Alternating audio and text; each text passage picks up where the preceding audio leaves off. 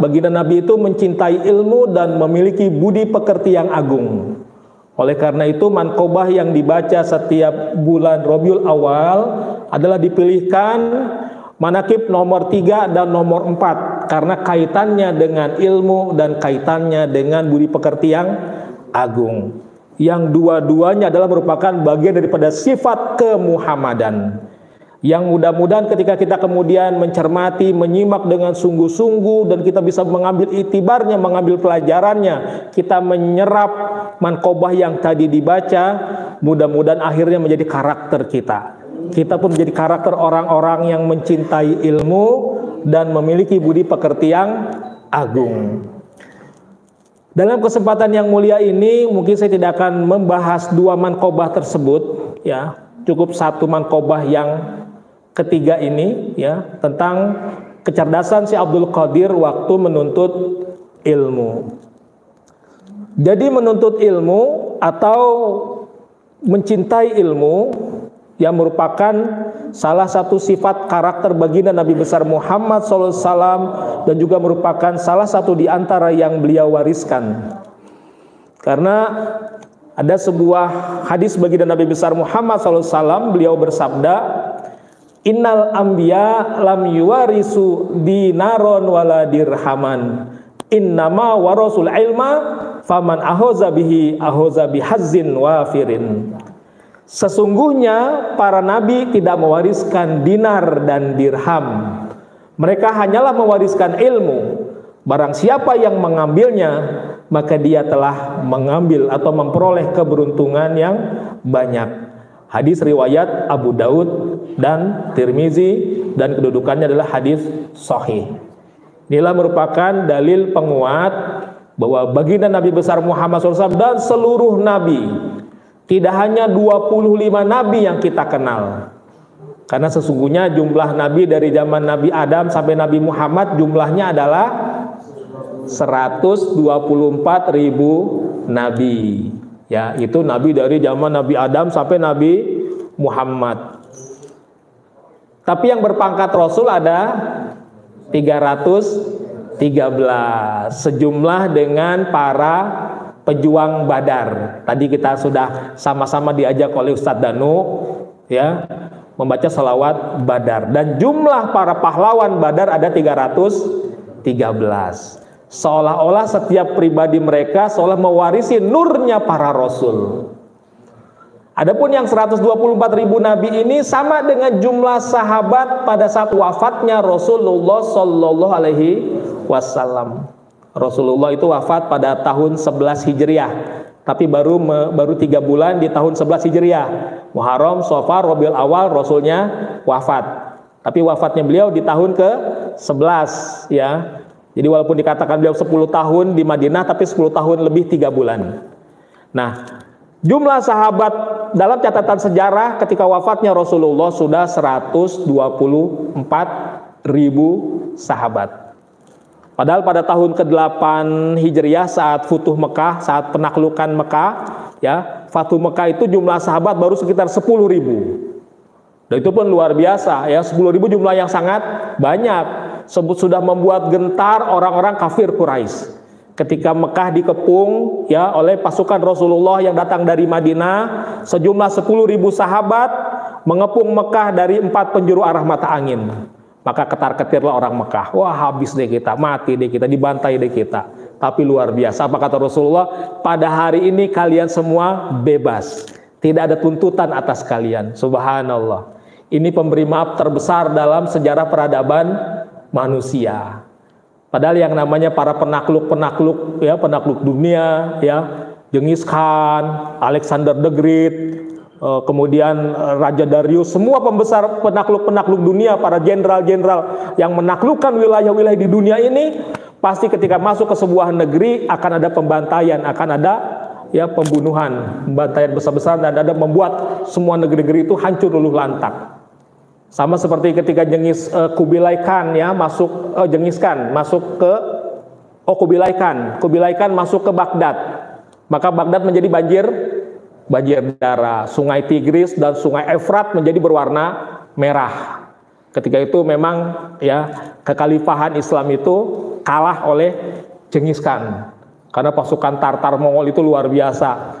Orang-orang di Baghdad memperkirakan mereka akan tiba baru setahun lagi. Perjalanan berkuda itu dari Mongol dianggap akan sampai baru 1 tahun. Tapi ternyata dalam waktu 6 bulan sudah sampai Baghdad, nggak siap.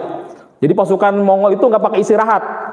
Karena prediksinya mereka pakai logika biasa, paling nyampe 1 tahun kemudian kita sudah siap. Ketika pasukan Genghis Khan tiba, kita sambut, kita hancurkan mereka. Tapi ternyata Genghis Khan itu sampainya dalam waktu 6 bulan di Baghdad, dan kemudian runtuhlah ya kekhalifahan Islam saat itu menjadi banjir darah di Sungai Efrat dan Sungai Tigris. Dan inilah gambaran para penakluk dunia, kecuali baginda Nabi satu-satunya yang ketika menaklukkan Mekah tidak ada pertumpahan darah, bahkan semuanya dimaafkan. Nah, inilah bentuk budi pekerti yang agung ya, pemberi maaf terbesar dalam sejarah peradaban manusia. Jadi pada tahun ke-8 Hijriah jumlah para sahabat baru sekitar 10.000. Tapi pada saatnya wafatnya Nabi sudah 124.000 ya. Maka inilah 124.000 sahabat ini seolah-olah mewarisi 124.000 nabi. Jadi 124.000 nabi yang berpangkat Rasul 313, hanya yang wajib diimani ada 25 karena nama-namanya disebutkan dalam Al-Quran. Jadi yang wajib diimani yang disebutkan. Ya, nama Nabi Khidir saja walaupun ada kisahnya disebutkan nggak dalam Al-Quran? Tidak. Quran hanya menyebutkan fawajada abdan min ibadina, maka bertemulah Musa dengan seorang hamba dari hamba-hamba kami. Namanya tidak disebutkan. Karena itu bukan termasuk nabi yang wajib diimani. Makanya terjadi polemik, apakah Khidir itu nabi atau wali? Ada sebagian pendapat mengatakan Khidir hanya wali saja, tapi jumhur ulama mengatakan Khidir nabi. Karena tidak mungkin seorang wali ngajarin seorang nabi. Pasti kedudukan dia juga seorang nabi. Nah, ini gambaran. Jadi seluruh nabi itu mewariskan ilmu, tidak mewariskan harta. Dan ini juga yang merupakan sebuah peristiwa yang luar biasa terjadi juga pada masa kekhalifahan Ali bin Abi Thalib karramallahu wajhah. Ketika baginda Nabi menyatakan, "Ana Madinatul Ilmi wa Ali babuha." Aku adalah kota ilmu dan Ali adalah pintunya. Maka kemudian orang-orang Khawarij, orang-orang yang memisahkan diri dari kekhalifahan Islam, yang ketika terjadinya perang Siffin antara Ali dengan Muawiyah, ya, Ali itu ketika itu menjadi khalifah di Madinah, walaupun kemudian Ali memindahkan pusat kekhalifahannya ke Kufah, Irak. Jadi Ali itu memindahkan ke Kufah. Makanya makam Sayyidina Ali itu bukan di Madinah. Makam sahabat yang lain di Madinah, ya. Khulafaur Rasyidin itu Abu Bakar, Umar mendampingi baginda Nabi ya di Masjid Nabawi, Sayyidina Utsman di Baqi, sedangkan makam Sayyidina Ali di Kufah, karena memang Ali sudah memindahkan pusat kekhalifahan ke Kufah, Irak. Nah, ketika itu kemudian Ali terjadilah perang Siffin dengan Muawiyah dari Syam ya. Nah, kita kembali. Jadi Ali pernah didatangi oleh para orang-orang Khawarij. Orang-orang Khawarijnya merasa iri dengki ketika mendengar tadi Nabi mengatakan bahwa Nabi mengatakan dirinya sebagai kota ilmu dan Ali adalah pintunya.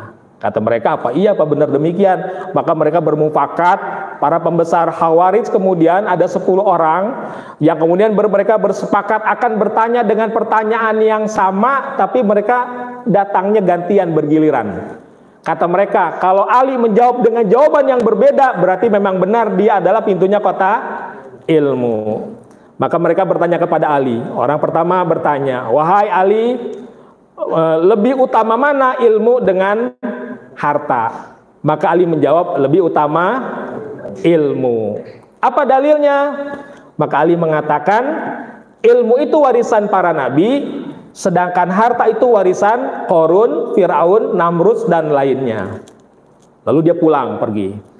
Orang yang kedua datang, hai Ali, lebih utama mana ilmu dengan harta? Jawabannya sama, lebih utama ilmu.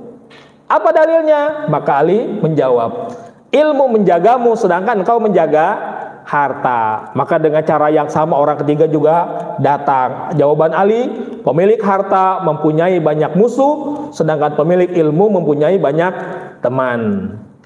Kemudian jika engkau belanjakan hartamu, ini untuk orang yang keempat jawabannya, maka ia akan berkurang. Sedangkan jika engkau amalkan ilmumu, maka ia akan bertambah. Pemilik harta ada yang menyebutnya pelit, sedangkan pemilik ilmu akan dihormati dan dimuliakan. Kan bisa aja orang datang nih ngutang, nggak dikasih utangan, pelit, dia mah kaya juga, begitu. Bisa nggak begitu? Bisa. Jadi orang-orang punya harta kadang disebut pelit. Ketika apa? Ketika orang membutuhkan, lalu kemudian kebutuhannya tidak dipenuhi. Lalu pemilik harta akan dihisap, sedangkan pemilik ilmu akan diberi syafaat. Yang ketujuh, harta itu semakin lama semakin bertambah usang, sedangkan ilmu itu tidak bisa lapuk dan usang. Yang kedelapan, harta bisa menjadi habis, sedangkan ilmu tak pernah habis. 9, harta itu bisa membuat kolbu menjadi keras, sedangkan ilmu itu menerangi kolbu. Karena ada kalanya orang semakin banyak harta semakin sombong, ya. Orang punya harta, ada yang nasehatin. Kebetulan yang nasehatinnya itu kedudukan ekonomi lebih rendah. Pakai ngajarin gua, no, nasihatin diri lu sendiri, kayak gitu. Bisa nggak begitu? Bisa. Makanya kadang orang berharta malah menjadi hati menjadi keras. Tapi orang berilmu, yang namanya ilmu kan tahu, yang namanya sombong itu nanti ujung-ujungnya masuk neraka. Dan sombong itu nggak perlu besar, kecil saja, walaupun hanya sebesar zarah, ya. Nabi mengatakan la yadkhulul jannata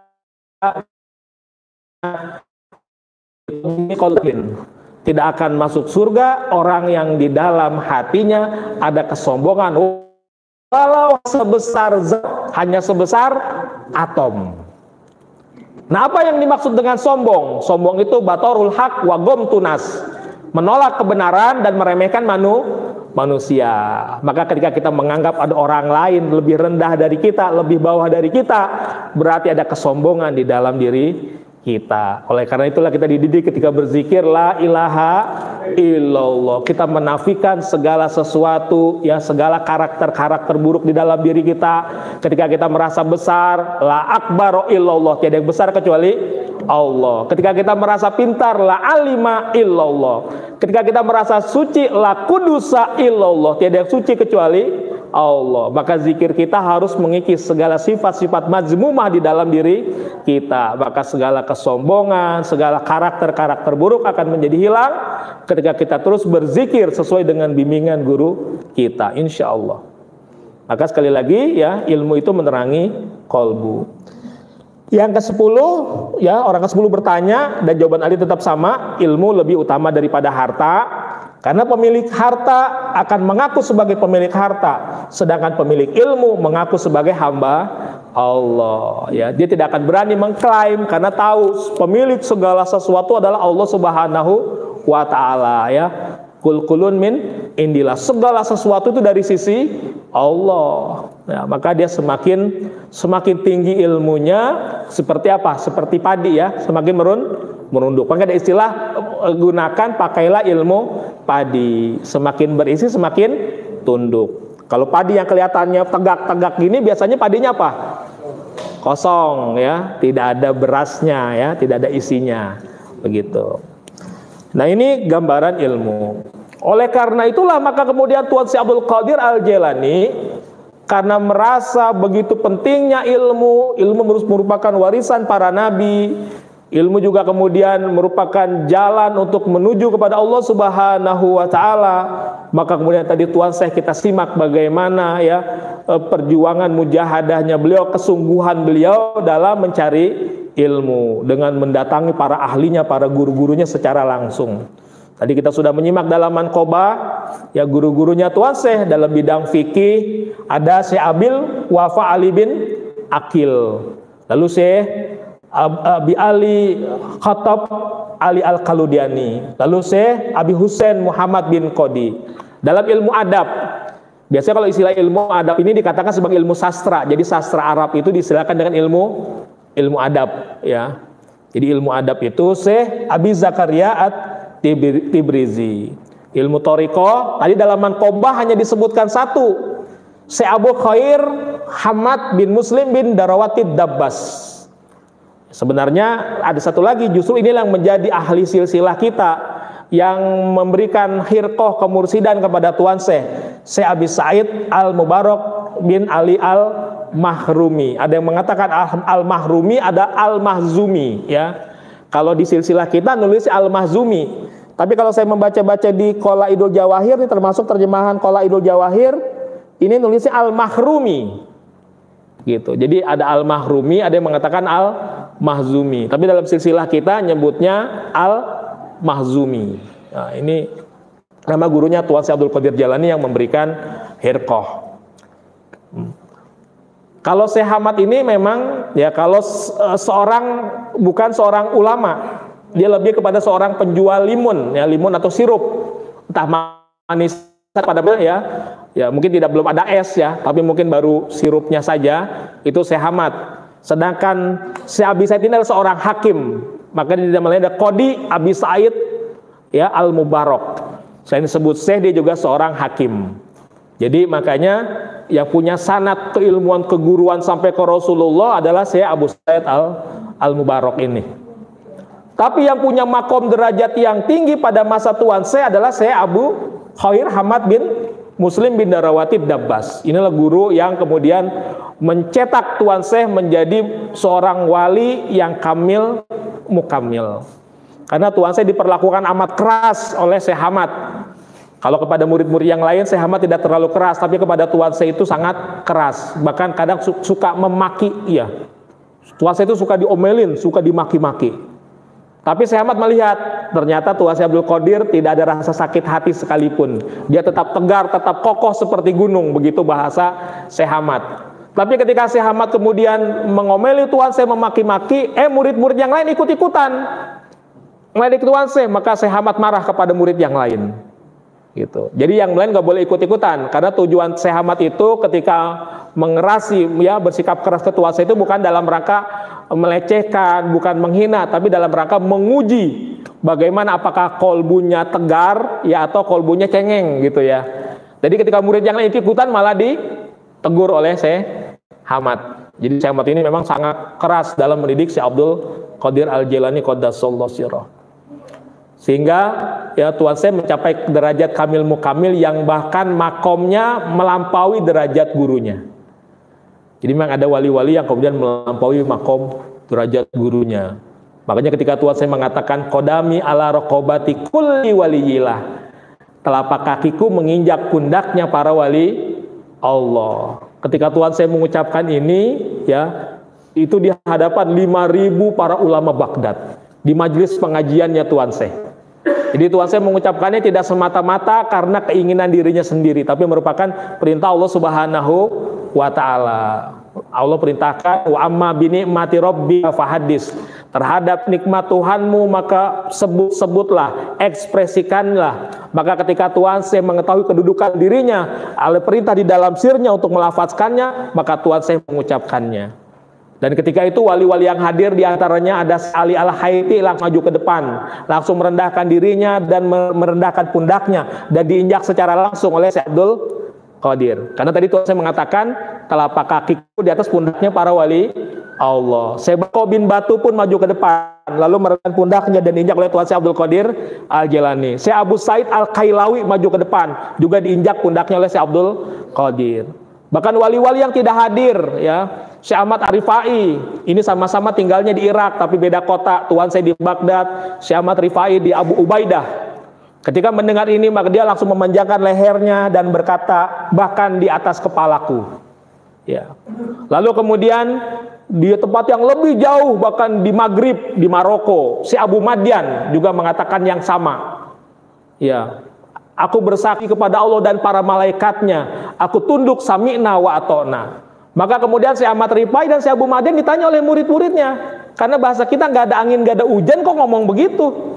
Maka beliau berkata, saat ini, detik ini di Baghdad, Syekh Abdul Qadir sedang berkata, telapak kakiku menginjak pundaknya para wali Allah. Jadi wali-wali Allah semua menunjukkan ketundukannya. Tapi Syekh Hamad kemudian menegur Syekh Abdul Qadir. sebagai seorang guru. Hai Abdul Qadir, takutlah engkau kepada Allah. Tidak takutkah engkau akan mendapatkan makar Allah? Lalu kemudian Tuan Syekh dengan takzim memegang tangan gurunya dan diletakkan di dadanya. Lalu Syekh Ahmad kemudian melihat secara batinnya ketika tangannya menyentuh dada Tuan Syekh. Syekh Ahmad melihat si Abdul Qadir sudah diberikan 70 janji Allah Subhanahu wa taala bahwa dia tidak akan mendapatkan makarnya Allah Subhanahu wa taala.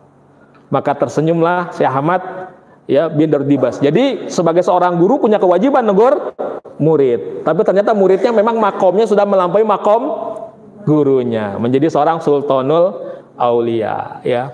Makanya memang karena Syekh Ahmad memang sejak awalnya senang mendidik, senang menguji, mengetes, sampai ketika Tuan Syekh sudah menjadi seorang sufi besar pun, ketika suatu saat sedang berjalan ya di sebuah jembatan, Tuan Syekh diiringi dengan para murid-muridnya, Syekh Ahmad diiringi dengan para murid-muridnya berpapasan di sebuah jembatan yang nggak ada pagarnya ya, mungkin jembatan yang mungkin lebarnya hanya sekitar 2 meter lah. Mereka jalan.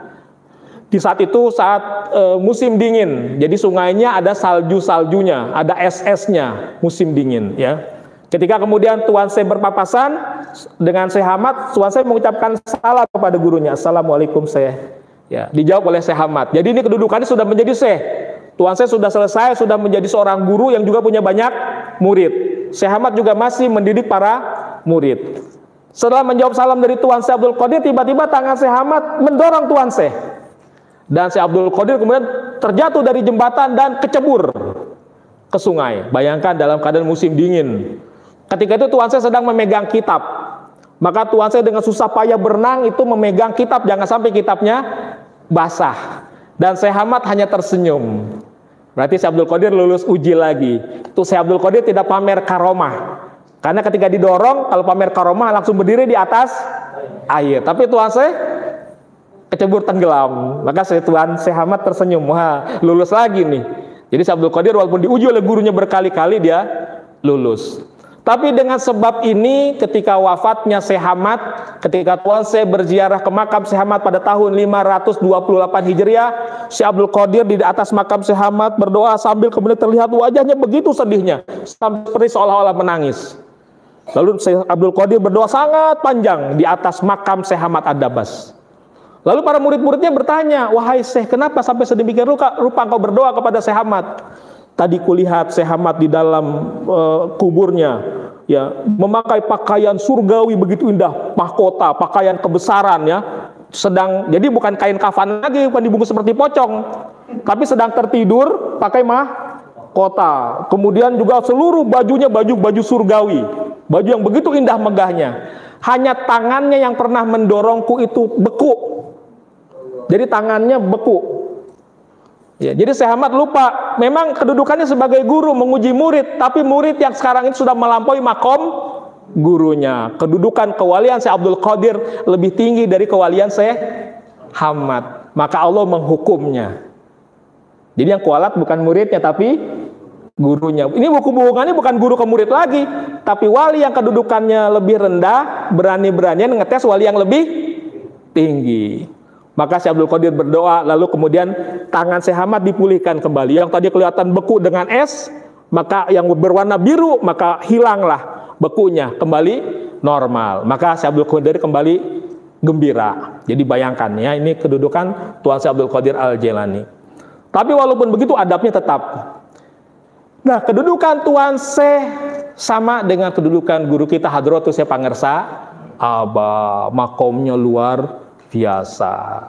Tapi Pangersa Aba yang punya makom bahkan melampaui para masyayikh-masyayihnya, ya, tetap takzimnya luar biasa. Pangersa Aba kalau manakib itu sejak awal pembacaan doa tawajuh tidak bergeser. Tawajuhnya begini, tegak. Jadi Pangersa Aba kalau tawajuh tidak melengkung. Tawajuhnya tegak dan tidak berubah posisi. Coba kalau kita berapa kali pindah posisi tadi? Tukar sini, begini, berapa kali ya. Jadi kita dengan Pangersa Aba jangan diadu dengan geraknya, dengan diamnya saja kalah. Jangan dengan bergeraknya, dengan diamnya saja kalah. Aba kalau tawajuh itu nggak bergerak. Kenapa? Aba pernah jawab, kenapa sampai sedemikian rupa, bah? Malu, ada para masyayikh.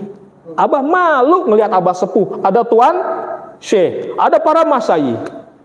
Padahal makom pangersa Abah, ya, saya pernah bertemu dengan ahli kasyaf, bukan wakil talqin, tapi seorang ahli riyadhah, ya. Beliau berkata, semua kutub berbeda-beda derajat kekutubannya. Syekh Abdul Qadir wali kutub pada masanya, Syekh Ahmad Rifai wali kutub pada masanya, tapi beda kekutubannya. Syekh Bahauddin Aqsabadi wali kutub pada masanya, beda kekutubannya. Syekh Abdul Hasan Asy'ari beda ke derajat kekutubannya. Dan kata beliau, tapi pangersa Abah sama dengan Tuan Syekh Abdul Qadir Al-Jilani.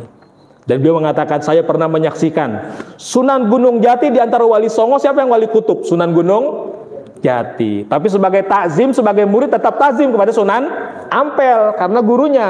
Tapi siapa wali kutubnya di antara wali songo? Sunan Gunung Jati. Tapi kata beliau, saya menyaksikan Sunan Gunung Jati yang wali kutub pada zamannya, ya. Itu ketika pangersa Abah dia lihat dengan mata batinnya itu duduk di kursi kebesaran, Sunan Gunung Jati ngedeprok di bawah. Betapa tingginya derajat pangersa Abah. Dan sebenarnya saya ingin mengetahui orang yang berbicara ini apakah asal berbicara atau benar. Saya mengatakan dalam hati saya, Bah, saya pengen tahu Bah pancaran bagaimana zikirnya beliau. Tiba-tiba saya sekedar begitu saja Robito sama Bah, pengen tahu Bah. Tiba-tiba latifah saya bergerak sendiri.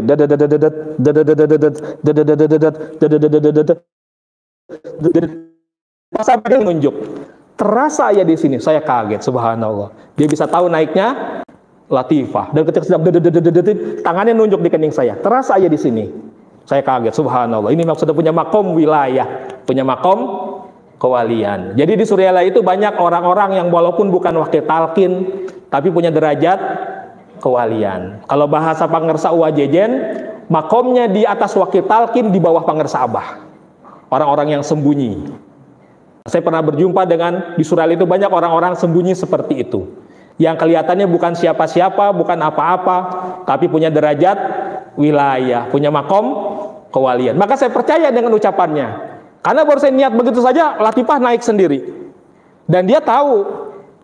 Saya punya kawan, namanya Ustadz Muslih, sekarang tinggal di Kerawang. Saya dari Bujangan berteman sama beliau. Ini ahli riyadhah, ilmu hikmahnya. Pernah riyadhah bahkan model Sunan Kalijaga dikubur.